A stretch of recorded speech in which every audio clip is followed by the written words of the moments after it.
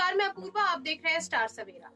पूर्व प्रधानमंत्री स्वर्गीय राजीव गांधी की आज जयंती है। उनका जन्म 20 अगस्त 1944 को हुआ था। राजीव गांधी राजनीति में नहीं आना चाहते थे, लेकिन हालात ऐसे बने कि वे राजनीति में आए और देश के सबसे युवा पीएम के रूप में अपना नाम दर्ज कराया। प्रधानमंत्री रहते हुए राजीव गांधी ने 21वीं सदी के आधुनिक भारत की निर्माण की नींव रखी थी, जिसका फायदा आज भी देश के लोग उठा रहे हैं। राजीव गांधी ने power to the people idea को देश की पंचायती राज व्यवस्था को लागू करवाने की दिशा में कदम बढ़ाकर देश के लोकतंत्र को सशक्त बनाने का काम किया था। 1989 में एक प्रस्ताव पास कराकर पंचायती राज को संवैधानिक दर्जा दिलाने की दिशा में कोशिशें की थी। राजीव गांधी का मानना था कि जब तक पंचायती राज व्यवस्था सबल नहीं होगी, तब तक निचले स्तर तक लोकतंत्र नहीं पहुंच सकता है। उन्होंने अपने कार्यकाल में पंचायती राज व्यवस्था का पूरा प्रस्ताव तैयार कराया था।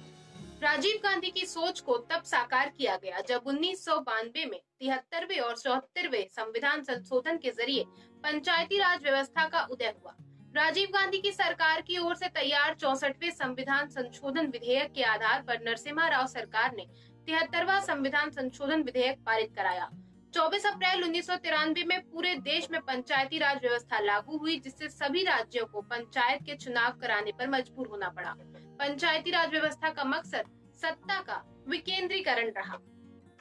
पहले देश में वोट करने की उम्र की सीमा 21 वर्ष थी, लेकिन राजीव गांधी की नजर में ये उम्र सीमा गलत थी। उन्होंने 18 वर्ष की उम्र के युवाओं को मताधिकार देकर उन्हें देश के प्रति और जिम्मेदार तथा सशक्त बनाने की पहल की। 1989 में संविधान के 61वें संशोधन के जरिए वोट देने की उम्र सीमा 21 से घटाकर 18 वर्ष कर दी गई। इस प्रकार अब 18 वर्ष के करोड़ों युवा भी अपना सांसद, विधायक से लेकर अन्य निकायों के जनप्रतिनिधियों को चुन सकते हैं। ग्रामीण बच्चों को मुफ्त आधुनिक शिक्षा देने के मकसद से प्रसिद्ध नवोदय विद्यालयों के शुभारंभ का श्रेय भी राजीव गांधी को जाता है।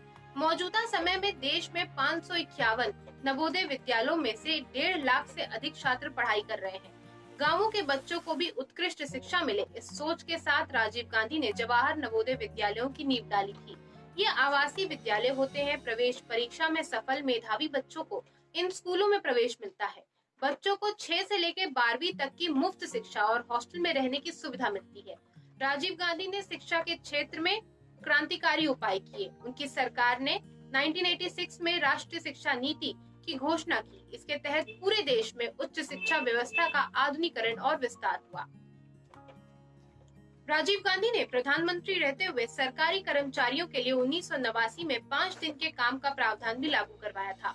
इसके पीछे उनका मकसद लोगों को आराम देकर सरकारियां छुट्टियां कम करने का था। राजीव गांधी ने दफ्तर बंद होने का समय 5 से 6 कर दिया था, ताकि ज्यादा से ज्यादा काम हो सके, और इसके बदले में उन्होंने कर्मचारियों को सप्ताह में 2 दिन शनिवार और रविवार का अवकाश दिया। राजीव गांधी ने यह अवधारणा पश्चिमी देशों से लिया था, जिसका फायदा आज भी सरकारी कर्मचारी उठा रहे हैं। राजीव गांधी ने प्रधानमंत्री बनने के बाद देश की व्यवस्था में काफी बदलाव लाने का काम किया था। राजीव सरकार ने शिक्षा मंत्रालय को मानव संसाधन विकास मंत्रालय में तब्दील किया था और पीवी नरसिम्हा राव को इस मंत्रालय की कमान सौंपी थी। इसके अगले वर्ष 1986 में नई राष्ट्रीय शिक्षा नीति लागू की गई। इसके तहत पूरे देश में उच्च शिक्षा व्यवस्था की आधुनिकीकरण और विस्तार हुआ।